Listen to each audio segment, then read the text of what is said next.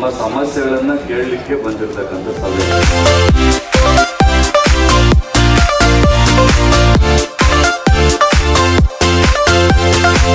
ನಿಮಗೆ ಬೋರ್ಡ್ಗೆ ಡೈರೆಕ್ಟ್ ಆಗಿ 1 ml ನೀರು, ಪ್ರತಿನಿತ್ಯ 10 ಲಕ್ಷ ಲೀಟರ್ ನೀರು ಇವತ್ತು ನಿಮಗೆ ಡೈರೆಕ್ಟ್ ಆಗಿ ಬರುವಂತದಕ್ಕೆ ಇವತ್ತು ಚಾಲನೆಯನ್ನ ಕೊಟ್ಟಿದ್ದೀವಿ.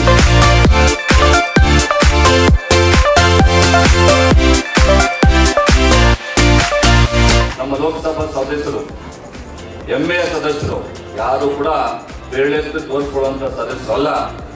ದಿನನಿತ್ಯ ಜನರ ಕಷ್ಟ ಕಾರ್ಪಣ್ಯಗಳಿಗೆ ಸ್ಪಂದಿಸುವಂತವ್ರು. ಮನೆಯಲ್ಲಿ ಕುತ್ಕೊಳ್ಳೋರು ಬೇಕಾ, ದಿನನಿತ್ಯ ನಿಮ್ ಕಷ್ಟ ಕಾರ್ಪಣ್ಯಗಳನ್ನ ಕೇಳಿ ಅದಕ್ಕೆ ಪರಿಹಾರ ಕೊಡೋರು ಬೇಕಾ ಅನ್ನುವಂಥದ್ದು ಈಗ ಪ್ರಶ್ನೆ. ಅದರ ತೀರ್ಮಾನ ನಿಮ್ಮ ಕೈಲಿದೆ.